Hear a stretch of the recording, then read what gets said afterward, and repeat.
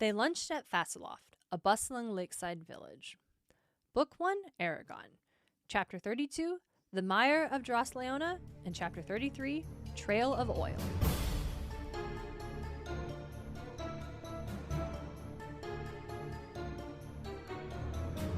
Welcome to Eragon and Back Again, a podcast where we explore Christopher Paolini's inheritance cycle one chapter at a time.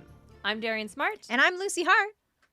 I got big thoughts. About some concepts that are introduced simultaneously in this chapter specifically in the Mire of Dras-Leona. So first, let's jump into sparks of inspiration. Yes.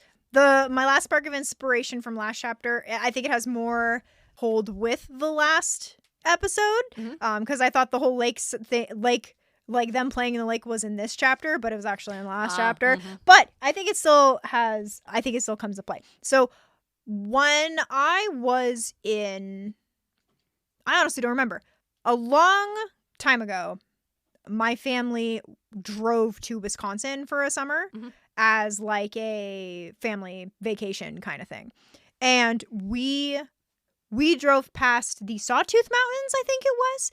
And when we were doing that, we passed by a lake that was so clear. I wanted to go swimming in it so badly, but we didn't have really any time. We had time just to stop real quick and take a look around, and then that was about it. Leave. Yep. But it was so nice, and the water I remember being so weirdly warm. Like Ooh, it was glacial because it was in the middle of the summer, which is fair. But I remember walking into it and being like, "Oh, this isn't as cold as I thought it was," and just wanting to go swimming. And I just remember my vivid memory is just seeing the clear lake water and then seeing the in the background.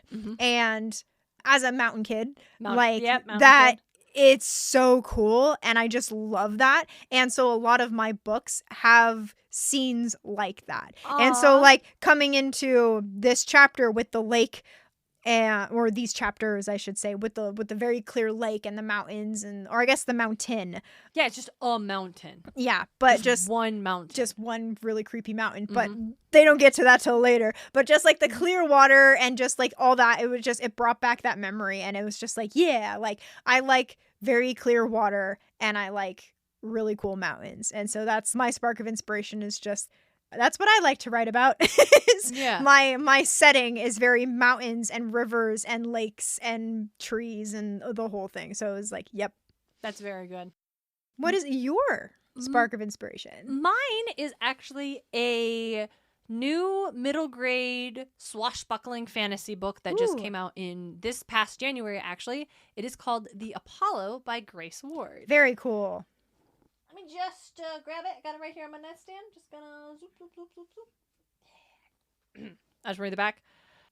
Avira Bianco is the daughter of the most powerful skyship baron in all of Arope.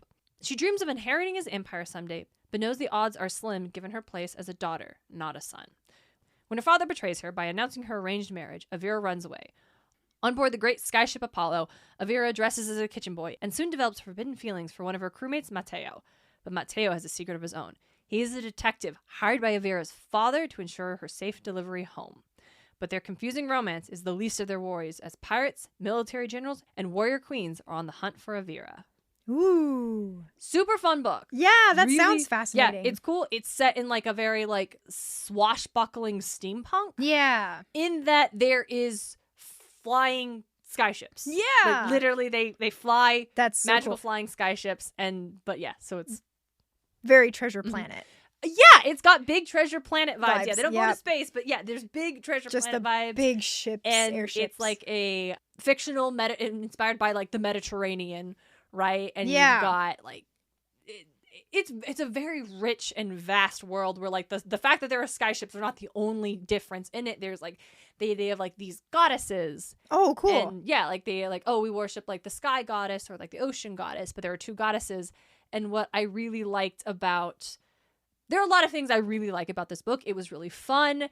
There was one sequence where I'm sitting there and I'm reading in this chair. And I'm just kind of just sitting in the chair reading.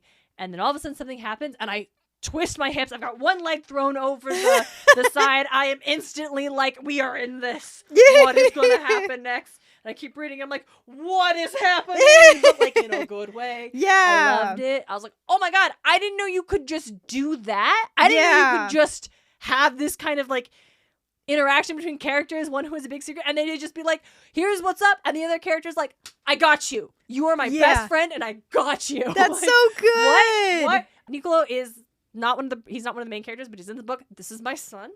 I love him. He's the best boy. And I believe the sequel will have more of him. So yay. That's so cool. It was super fun. I really liked it a lot. But yeah, something really interesting is that there are the goddesses, and where Avira is from, they really worship the sky goddess because they do a lot of sky travel and they're afraid of the ocean. Yeah. None of them know how to swim. They just don't do things with the ocean. Yeah. She ends up in another area, another nation where they worship both goddesses equally, and she sees this murals of the goddess, and the ocean goddess is reaching for the sky goddess, and they're both crying. And the queen of this land is telling her how they could never be together. And she's like, oh, they must be really close as sisters. And the queen is like, who told you they were sisters? They are lovers. Oh, and I thought that was a real one, just casual queerness throughout this world. Oh, good. Like just, it's like a romance, and it's like, okay, cards on the table. I work with the author. That's how I know about this book. Yeah. Like, I work with Grace Ward. She's so cool. I'm so jazzed that one, I got to meet her so I could read this book because I wouldn't have heard about it otherwise. Yeah. Also, really jazzed that it's a good book, because wouldn't that be a bummer if you like work with someone who you really like and are friends with, and you're just like, oh, how do I tell you I didn't like your book? Yeah. But she talked about how she's like, well, I didn't think it belonged in like, I don't think I can call it like a queer book because it's not like a queer romance. I'm like, well, yeah, the characters are both like, but Avira's bisexual. Yeah. And like, there's queerness all around, and just a fact. These are, and it's just like, oh, queer characters just exist in this world. Yeah. And so I think half my spark of inspiration is like surrounding yourself by people who have the ambition to achieve their creative goals. Yeah. And how being around that it's so inspiring and reminds you that it is real and it is attainable. Yep. You don't have to be Stephen King or that lucky person who in their debut novel got a 6-figure deal from a major publisher. Yeah. Like, that is not the end all be all of being a creator. Yeah. And so I guess Grace is my spark of inspiration. Yeah. It's just so cool to like know her and see her. She is a teacher and also working on her master's and wrote and published this book. Wow. And just that kind of like, yeah, it's possible. Yep. But also just like the casual queerness of her world is so important to me, because I think you just can have that. I don't think every queer story needs to be the coming out story. Like you can have that, and those stories still have a place in this world and in different ways, and learning of who you are. Mm-hmm. But I also like it when queerness just gets to be, especially in like this middle grade book where it's just casually mentioned that the dread pirate Captain Artemis, captain of the grand skyship Apollo, is mentioned of leaving a wake of broken-hearted ropesmen in his wake. Yeah. And that's it. That's just casually. Don't worry about that. But just like, oh, okay. Yeah. And then the queen talks about having been in love with her childhood best friend. She was supposed to marry her brother. Yeah. And was like, but I realized I wanted to marry her. Yep. And just those are just facts. You could just have them be facts of the world, and they are not questioned, and it is not, and it is yes, it is, that's not how the world is. You're right, it's not, but why can't it be? Yep. Why can't in my silly fantasy book, not to say hers is, but like in my silly fantasy book, I just have characters who are queer and non-binary, and they are just referred to as such. Yep. Even by characters who don't know them yet. Like I guess the thing I've been working on is like characters who are non-binary and another character doesn't know them, but I still describe them with their pronouns, regardless of how you would perceive them as presenting. That is not integral to someone's identity. Yep. And sometimes like, oh, should I be like, no, I shouldn't, because I don't care and I don't want to. And I think this is better for my story, not for every story. And I'm sure there are some people who, even someone who's non-binary, who might protest that as not a real lived experience. And that is totally valid. Mm-hmm. I'm going to make it the experience in my book, though. Yeah. I also strive in my book. That's literally what I strive for as well. Like I just do. It's not like the dun dun dun, here's this character, and dun dun dun, here's this character. It's like, no, they just exist in this world and they just live their lives, and it's fine. Yeah. They're, And so that's I agree. That's really inspiring and just really like, yes. It's great. And you know what you, I, and Grace Ward all have in common? We're all bisexual. Or we're both bisexual. Yes, we are. Yes, great. Yeah. We're all queer women. We're all queer women. Yes, that too. But the one time where it's a character being queer is like revealed as like a secret. Yeah. It's not even the fact that this character is queer that is the secret part. It's that, okay, like I have to tell you a secret. I'm not a boy. I am in disguise. I'm running away from a marriage. And the other character's like, okay, can I tell you a secret, Vera? Sure. I have a boy back home that I love so much and I'm going to marry him. And the secret is not that it is a boy. It's that he has someone back home and that's who he's been writing the letters to every day. That's the secret isn't that it's a boy. It's that he has someone he loves back home that he's going to marry someday. That's so good. And that's just like, I was like, what? Yeah. You got my son. So, yeah, casual queerness and just surrounding yourself by folks who inspire you. Absolutely. That's a good one. I like that. But yeah, for real, y'all should read The Apollo. Like, not just because I'm like, Grace is my friend. Like, if I didn't like the book, I'd never talk about it. Yeah. I, for real, think it's a really fun book and do recommend you check it out because it's a fun fantasy book. And she talked about how she wrote it for 8th graders and then halfway through realized that she was really writing it for the 8th grader she used to be. Yeah. And that hits so hard. Yeah, it does. So, yeah, recommend. And then, hey, if you do read it and you like it, leave a review and tell them that Eragon and Back Again sent you. Yeah. Just, I want my friends to know I support them. Yes, absolutely. And not me casually trying to look it up on Audible, but I it is said not. No, there is There's not. no the audiobooks. publisher does not. But Jumping into it. Yeah, now that I finished talking about a book I really like, let's talk about another book that I really like. Yeah, absolutely. Just casual reminder that even when we criticize things that didn't vibe well with us, we still really love this book. Oh, absolutely. We wouldn't be doing this show if we didn't think there was value in revisiting and being critical about this. Yep. And being critical doesn't always mean, oh, we only hate it. I think we're critical about things we really like because we want to examine it seriously and why it works. So absolutely. And I think us, like last episode specifically, we kept returning to the fact that, oh my God, Eragon's 15. Mm-hmm. But it's like, it's great because Paulini is just... Eragon is so believably 15 and he does such a good job with that. So even when we're like, what the fuck, it's still like, no, that's good because what the fuck. Yeah, exactly. All right. The Mire of Dras-Leona. Eragon and Brom finally circled the Great Leona Lake and reached Dras-Leona, a sprawling town built in the shadows of the imposing Helgrind Mountain. The town is home to immense poverty, a malevolent religion, and, they hope, the Razak. Yep.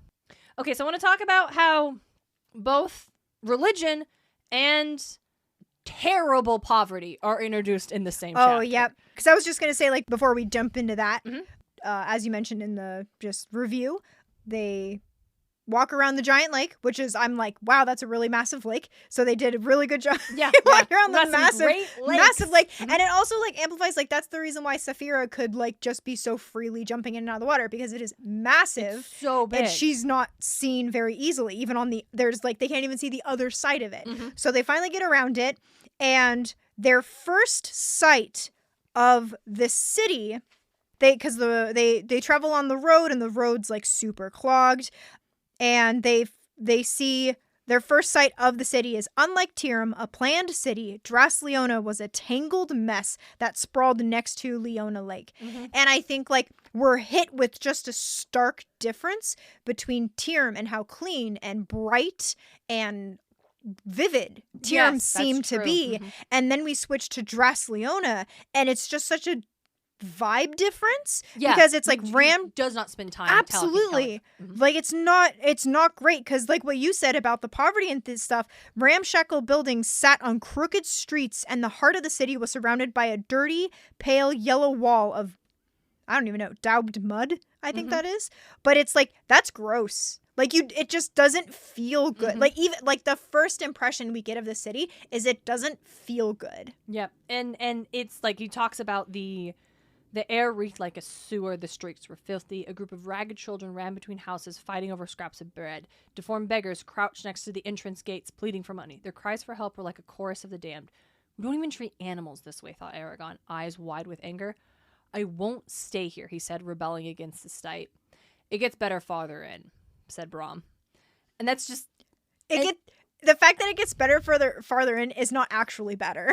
No, yeah, it's like, no. And it's like, yeah, Eragon, you're not going to stay here because you don't want to be, like, you don't want to be near these people? Or is it you don't want to stay here because it's so horrible that people are allowed to live this way? Yep. Especially if it gets better farther in. Yeah. What I find interesting is that you're really going to tell me the rich merchant town also didn't have beggars and poverty like this? Like, that's very interesting.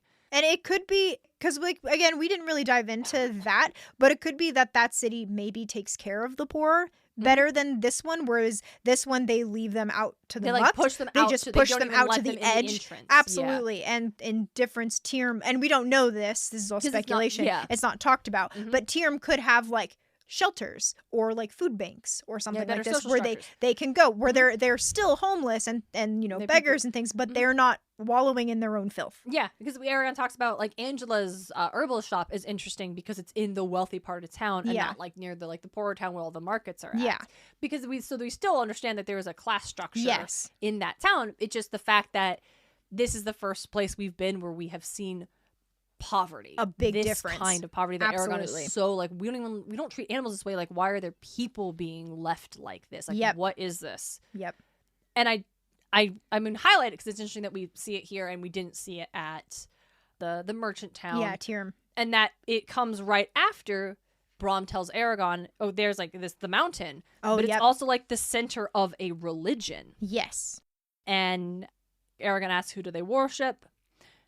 Their prayers go to Helgrind. And then real quick, I don't mean to interrupt, but I just want to describe what the mountain looks like. Please. A mountain of bare rock. Scary mountain. It's scary rock. A mountain of bare rock speared the sky with spires and columns. A tenebrous nightmare ship. Near vertical sides rose out of the ground like a jagged piece of the earth's bone. That's scary. Weirdly scary. Woo! And then it goes on to say that's Helgrind. Yeah. And people are fascinated by it, even though it's an unhealthy and malevolent thing. And it's like he says that's the reason Dras-Leona was even built, was because of this mountain. And it's like, it's a mountain. How can it be unhealthy and malevolent?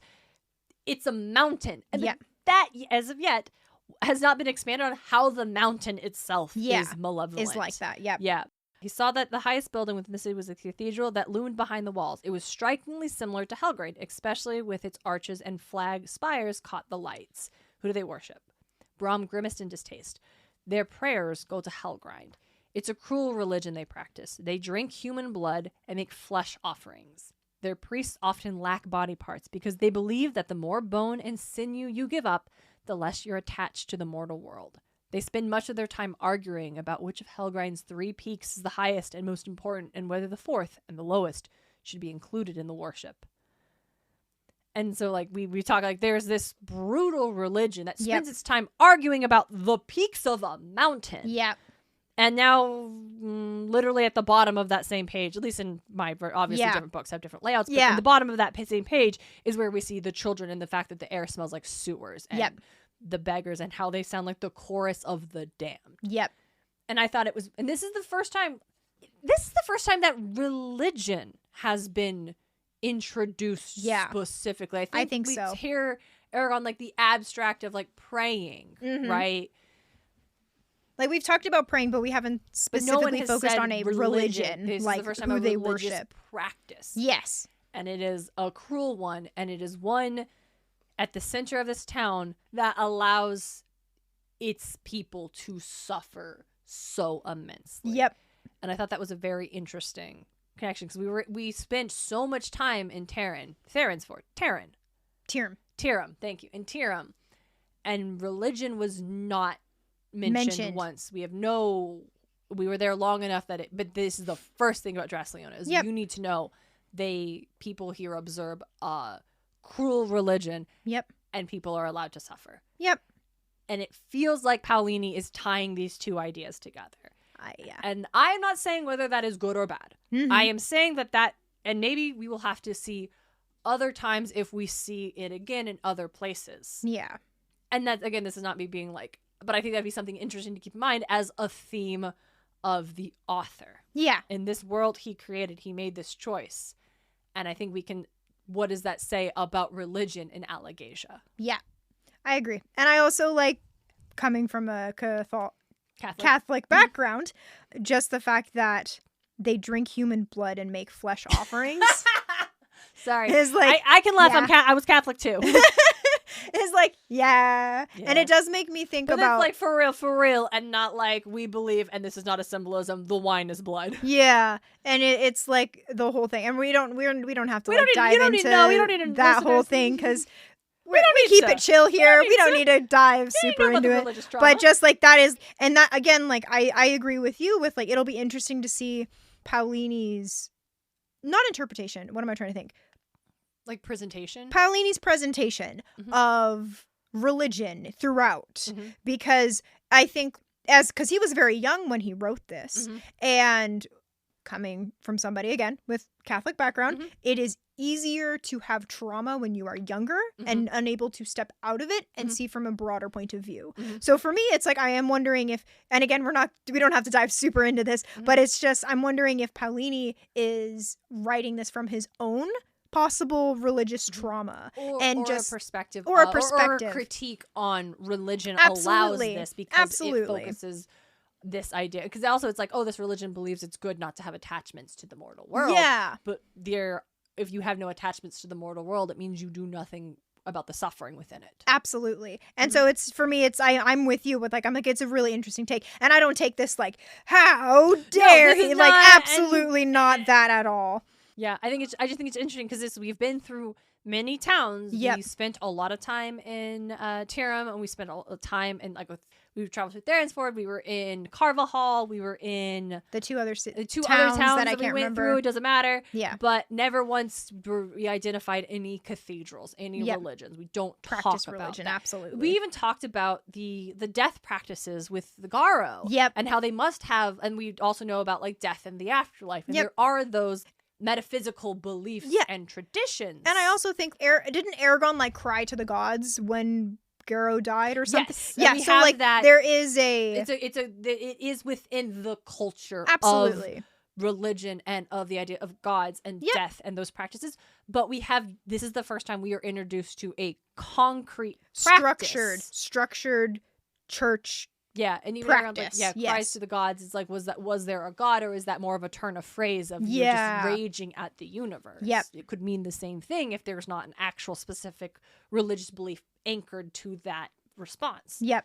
So I just think it's interesting that, and it's also, this place is shady, and we think the Razak live here. Yeah, so it's like, other than the highlighting of the church, the cathedral, and the poverty of the people in the lower level of the city. And also what I find really interesting about the cathedral, it is the highest point in the city apart from the mountain. Like even the castle is lower than the cathedral, which is like, I feel really good symbolism for how this town is run. I do not think it is over analyzing or a leap to say Paulini is making wanting us, the readers, to draw some connection about religion, and perhaps not religion everywhere in all of Allegasia. We haven't been to all of Allegasia yet. Yep.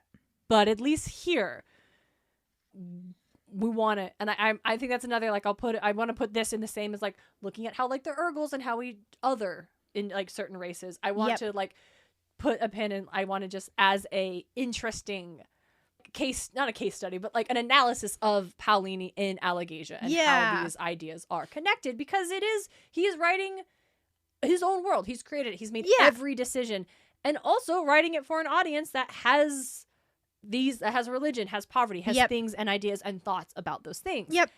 And so nothing exists in a vacuum. And I think this is another cool idea that can really be explored. Absolutely. Like, you could write a paper about it, kind of thing. Yeah. Like, let's go. Absolutely. And then also maybe it'll never come up again. I for real can only remember one other time where religion is kind of talked about, and it's not even really talked about in connection to what that means as an impact on real people. It's literally a theological discussion of what X believes. Yeah. And that's different. Yeah. Because even here, when Bram is talking about they worship the mountain and they cut off their hands because they believe we don't know why. We don't get gods. We don't understand where this is coming from and why the mountain is viewed in such a way. Yeah. It's just this is what they do in the name of this religion. Yeah. And I think that's also very interesting. Yep. I agree.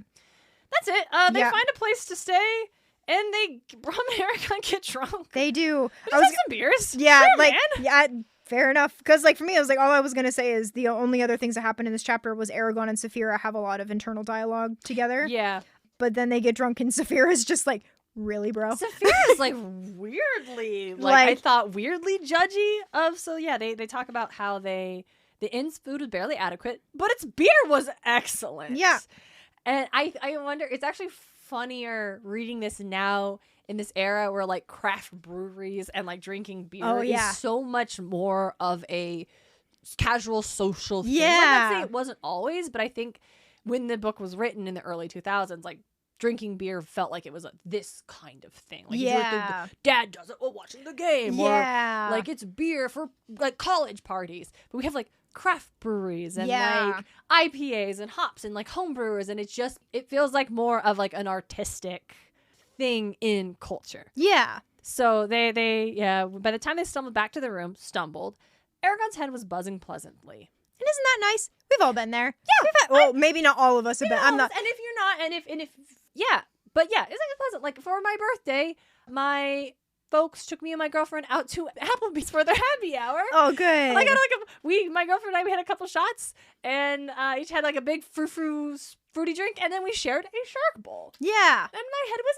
very pleasantly buzzing by the time we got. It was lovely. Yeah. There's the flip side where I went too hard at Pride and was throwing up in the bathroom during the drag show. Yeah. So also acknowledging there are two sides. The poison's in the dose. Yeah. And I do think it's like, I guess like the difference is reading it as kids, you're like, oh, he got drunk. But then reading it as adults is like, oh yeah, no, that just sounds like a really nice time. Like even though the food wasn't great, at least you had a really nice time. The beer was excellent. The beer was excellent. Like awesome. I could hear people saying about our restaurants. It's like, I mean, the food's not great, but the beer is excellent. Yeah. Like, did you have their cocktails? Like, oh my God. Great drinks. Yeah. Like Applebee's. The food's not great, but the drinks are excellent. Yeah. And then he also is very responsible. He hits up Saphira and lets her know, like, we're going to be here for a few days, but this shouldn't take as long as it did at Tarim. When we discover where the Razak are, you might be able to help us get them. I'll talk to you in the morning. Right now, I'm not thinking too clearly. Yep. You've been drinking, came the accusing thoughts. And I like how Eragon's thinking about it. He's like, yeah. Her disapproval was clear, but all she said was, I won't envy you in the morning. And then I love this line. Mm-hmm. No, groaned Eragon, but Brom will. He drank twice as much as I did. Which so I find funny. So good. No, it's so good.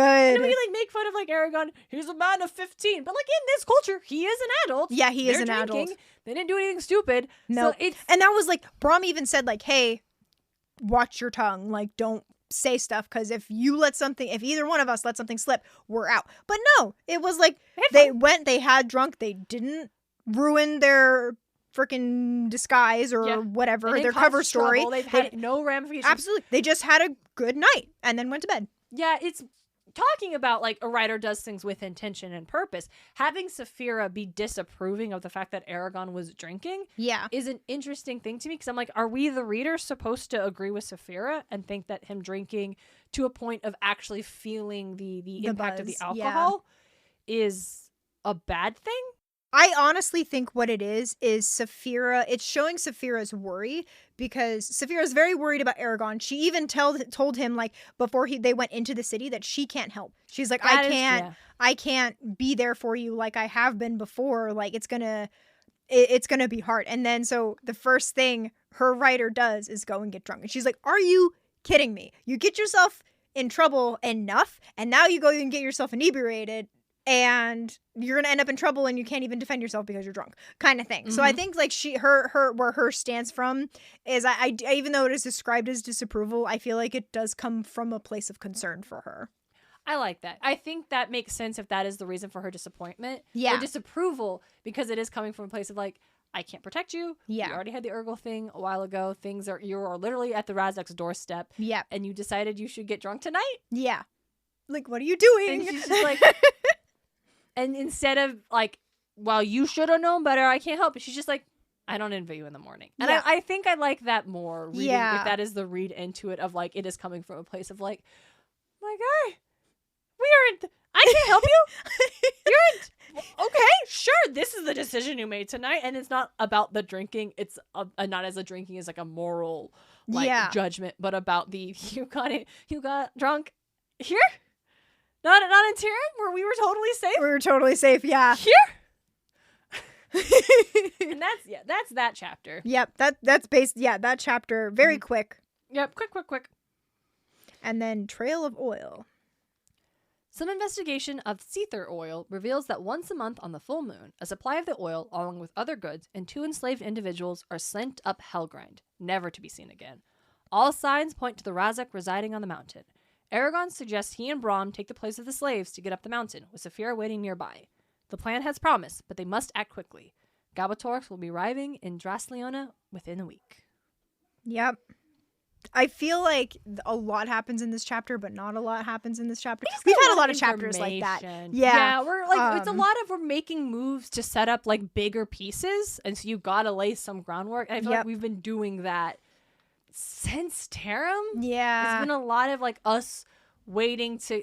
I feel like since we discovered the Seether oil at all. Yeah, it's been a lot of. We've been trying to get, but this is it. Like this is the next. Yeah, right. This is within the next.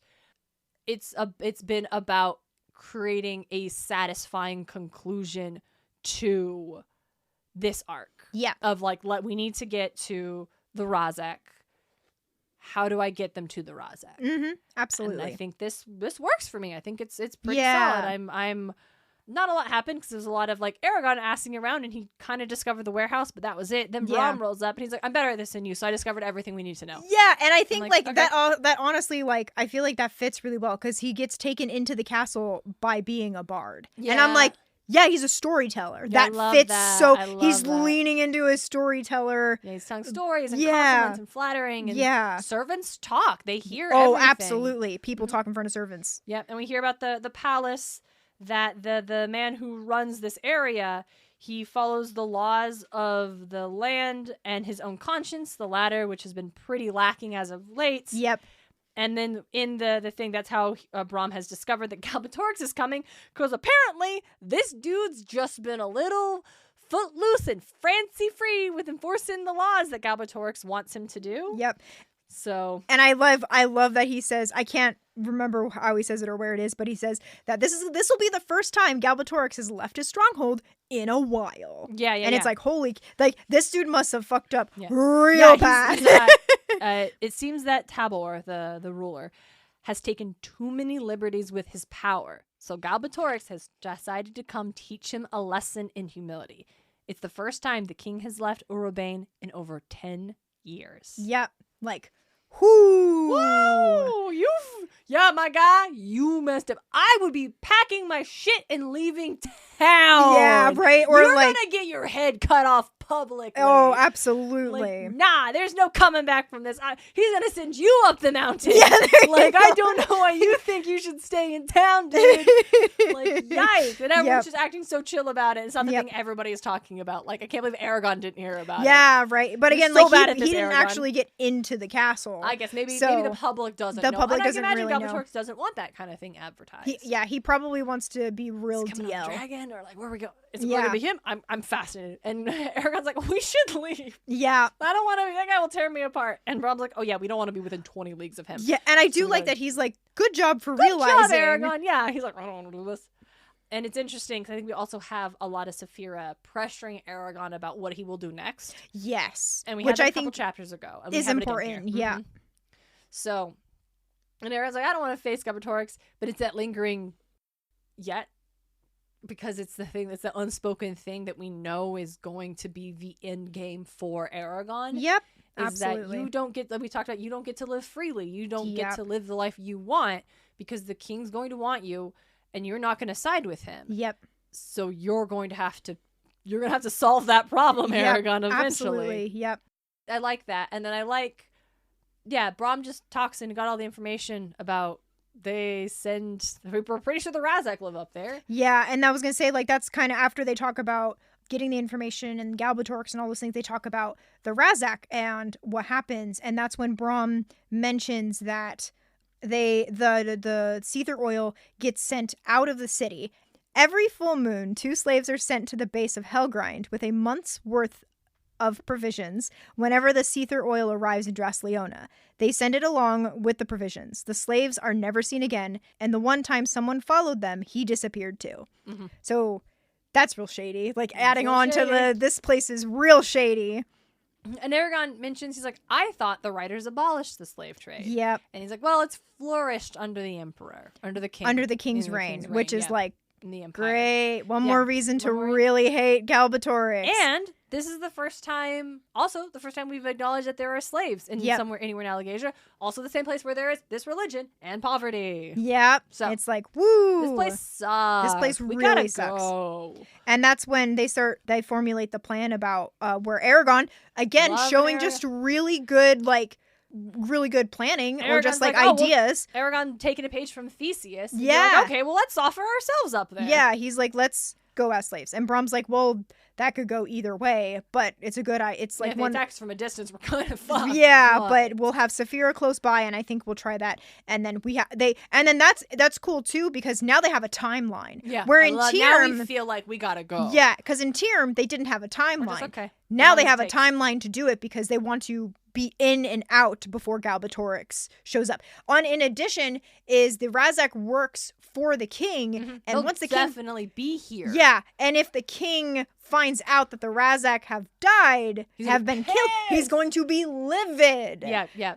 And I like, it's actually a really good thing that Galbatorix is coming up, because Brom mentions if they're here, we know they will be here because they will be getting the town ready for Galbatorix's arrival. Absolutely. And because they could live there, and they're just not here right now, and they wouldn't even know. So this really, all the timing really works in their favor. Yep. Save for the fact that Galbatorix is coming. But that actually works out fine. We just got to move. And so, yeah, as you said, Lucy, like, things aren't happening, but it's setting up things to feel like this next chapter, you're expecting things to pop off again. Yep. Absolutely. It feels like what Thieves in the Castle was supposed to feel like, almost. Yeah, it really does. Yeah. And, like, no spoilers, but knowing what happens next, I'm like, yes. Yeah, things pop off. Yeah. But, yeah. And then we have, at the end of the chapter, we've got another, like, kind of judgy Saphira thing. Yep. Eragon opened his mind and jubilantly told Saphira, "We found the Razak's lair." Where? He quickly explained what they had discovered. Helgrind, she mused. A fitting place for them. When we're done here, maybe we could visit Carvajal. What is it you want? She asked, suddenly sour. I wanted to read that specifically because the suddenly sour. To go back to your previous life, you know that won't happen, so stop mooning after it. At a certain point, you have to decide what to commit to. Will you hide for the rest of your life, or will you help the Varden? These are the only options left to you, unless you join forces with Galbatorix, which I do not and never will accept. If I must choose, I cast my fate with the Varden, as you well know. Yes, but sometimes you have to hear yourself say it. And that, so good. Yeah, Eragon has been really, really dancing around what he will do next and, like, putting it off because he's like, it doesn't matter yet. It doesn't matter yet. It's just because this is what I'm doing now.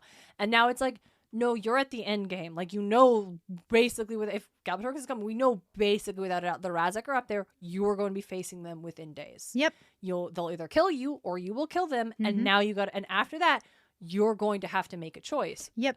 Are you going to run and hide, or are you joining the Varden? Yep. And Saphira is very much like sick, and I think also this is like Saphira being like, once we kill the Razak, Galbatorix is going to know about us, and there is no point in me hiding anymore. Yep. Like I think that's where she's also at, is because they hide so Galbatorix doesn't really know what they're at, what they're doing, what's going on. Yeah. And after that point, she's probably like, I'm going to be done hiding after that. Like, people are going to see me, and we're going to roll. Unless you decide you want to go back to your life in Carvajal and then I have to keep hiding. Yeah. So tell me now if that's what we're doing, or are we joining the Varden? Because you need to make a choice. Because it's also interesting that Saphira is like not. She's basically saying we aren't joining Galbatorix, so that's off the table. Yeah. But whether they hide or whether they join the Varden is up to Eragon. Because she's not saying I will do it. Yeah. You will do this, and I will go where you go. Yep. Because there's no place for her without Eragon. Absolutely. I agree. And I also think this, depending on how this goes, the king might find out that it was them who killed the Razak, which is just solidifying Eragon being against the king. Yeah. So it's like, you've already made your choice. Basically, Eragon, you've made your choice that you will be Galbatorix's enemy. Like, that is not a question. And so are you going to hide or are you going to fight? Yep, absolutely.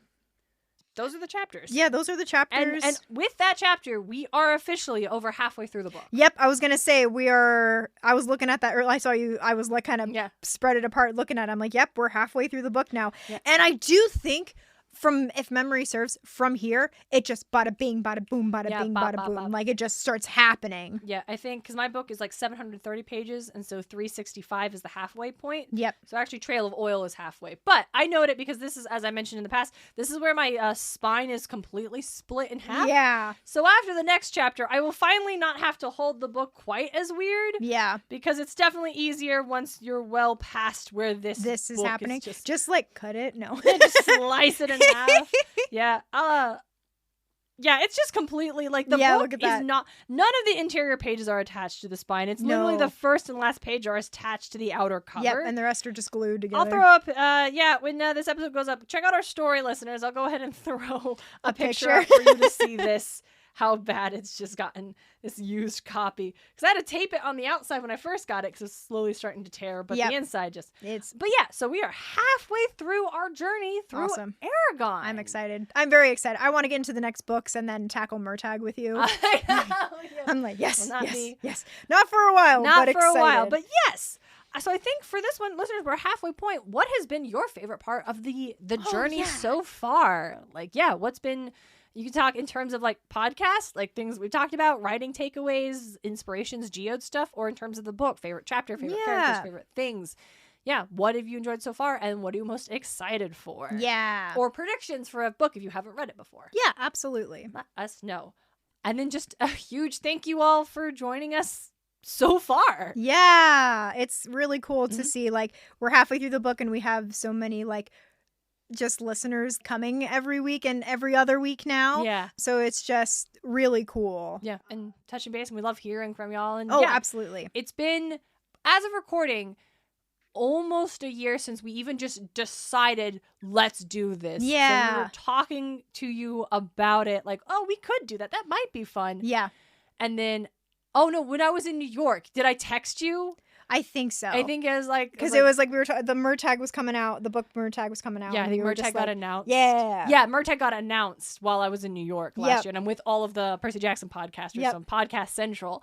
And then I'm like, do we need to do this? And you're like, I'll do that. And I'm like, Lucia Hart, don't you tempt me. Don't you do it. Yeah. Here we are. And you're here too. Thank you, listener. Here. We're so happy you're here. Thank you for joining us, as always. Yes. And until next time, she's Lucy Hart. And she's Darien Smartt. And this is Eragon. And back again.